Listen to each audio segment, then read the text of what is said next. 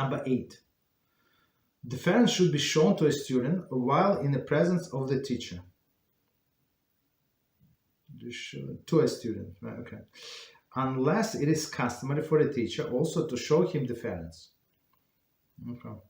I apologize. Deference should not be shown. Maybe I'm not sure how I said it.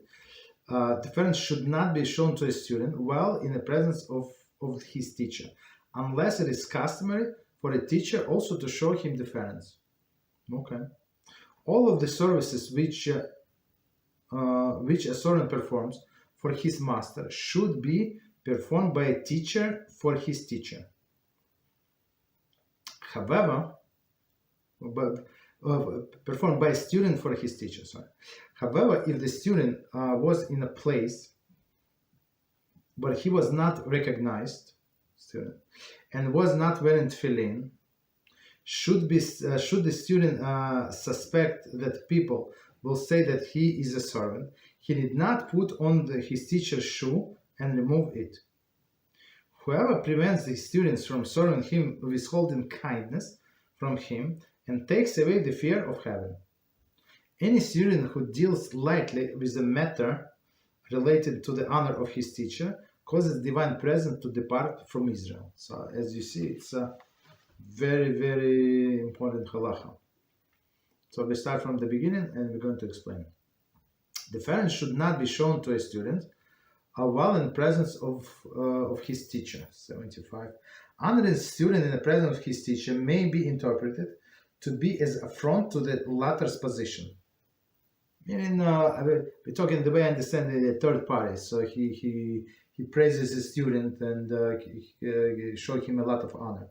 While in the presence of the teacher, so not proper, unless it is customary for a teacher also to show him deference. So what does it mean? Since the teacher himself showed the student deference, he will not be upset by others doing so. Rashi to Baba Basra. Okay, no problem. So if it's normal, if it's in that environment for a teacher to show respect to the student, so other can show respect to the student. There is no problem. Okay, I guess especially like into today's when a student himself became somebody great, big Talmud scholar. So and if teacher show him respect, so it's normal for other people also to show the student respect. All the services which a servant performs for his master should be performed by a student for his teacher. So we have to serve our teachers, as we said, that he is the one who brings us to Olam Haba. No more, no less. Right? So what servant, when they say servants, is actually slaves. Whatever slaves do, you obligate. We're obligated to do to our teachers. However, if the student was in a place where he was not recognized and was not wearing tefillin, so what does it mean? At the time, it was customary to wear tefillin the entire day. Nevertheless, for some student, this student was not wearing tefillin. So slaves, even though to become a slave, just to remind us, right, they had to convert him, not complete conversion, but semi-conversion to Judaism. So basically, this non-Jewish slaves would be responsible for obligation less than a Jewish woman, basically. Right? So of course they would not be responsible for tefillin. So when somebody is wearing tefillin, meaning what? That he's a free person, free man. So he's not a slave, right? So that's the thing. And in this case, for example, so they're in a place where nobody knows that he's not the slave, this person, this student, and he's not wearing tefillin. So there are many cases where a person is not allowed, let's say, to wear tefillin when he's, let's say, his body is not clean. Okay, without going into details. Okay, should the student suspect that people will say that he's a servant, okay, he need not to put on the teacher's shoes or remove it. So, okay, so commentary. There's a Canaanite servant, so, okay, who is not considered to be full-fledged Jews.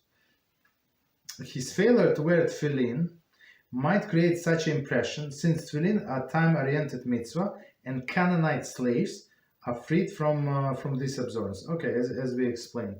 So basically, one thing that we can infer from here, that Jews and non-Jews, let's say these Canaanite servants, they dressed very similar, right? So that's very interesting. So that's why, since they dress similar and the only difference would be tefillin, so people would could have made such a mistake. Very interesting. Okay, so he need not. So in this case, if he could be mistaken for a servant. Okay, so he need not put on his teacher's shoes or remove it. Commentary: he is freed from performance any menial task which might create this impression. Okay, so it's not to disrespect a teacher, but to preserve the honor of the student.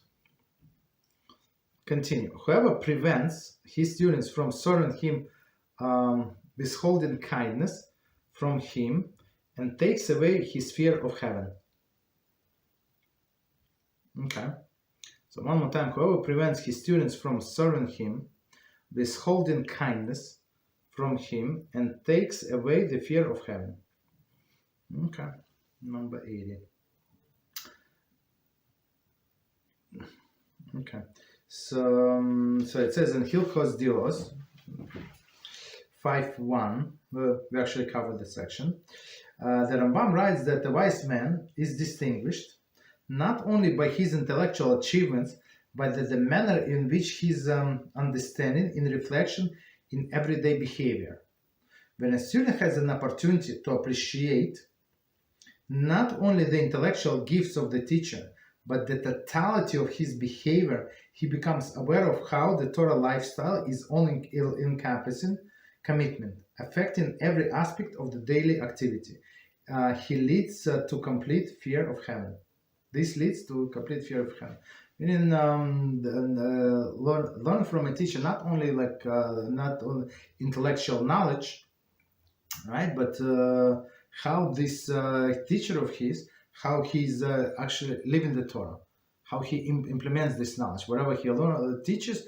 And sometimes a person, it's not his subject. He is not teaching some details that he is practicing. It was not the topic of the class, right? So the more the student, like if he get close to this teacher and he serves him, so he can learn a lot. As it says, a Torah lifestyle is all-encompassing commitment, not only whatever we learn in some separate classes, right? This leads to complete fear of heaven. Okay, so it's no longer like theoretical; it's practical. Any student who deals, meaning, and when this teacher, so let's explain this first. So when the teacher prevent student from serving him, so he will hold the kindness. So meaning that watching his teacher, being in his company, right? So this person would get fear of heaven, right? And he would get the understanding how to behave in life, right? And not to give him the opportunity is to withhold kindness. Okay, so it's not like it should not be viewed as like disrespect or something like to the student when he has to do like all the manual jobs, but actually for the opportunity to be as close to the teacher as possible. Any student who deals lightly with this matter are related to honor of his teacher causes divine presence to depart from Israel. No more, no less. He read the books, I read the books, I can buy these same books, I can be as smart as him, maybe I have a better speaking abilities and stuff like that, yeah. So when he talks about his teacher like that, he causes the divine presence to depart from Israel. Now, not only from him, but from the whole Israel, which is a scary thing. Commentary in Brachas 27b makes this statement regarding the one who prays behind his teacher or who greets his teacher in a casual manner. He say, hey, and he would call him by his rabbi by the first name. So some clowns actually do that. I mean, rabbi, so he said, yeah, just call me Steve or call me Robert, right? That's it, right? Okay. The Rambam extrapolates that this concept is also applied regarding other acts disrespect one's teacher. So calling by the first name. Of course, you can call by the first name if you say Rabbi Yitzchak, right, or Rabbi Avraham, right? There is no problem. So you don't have to call by the last name. That's actually proper.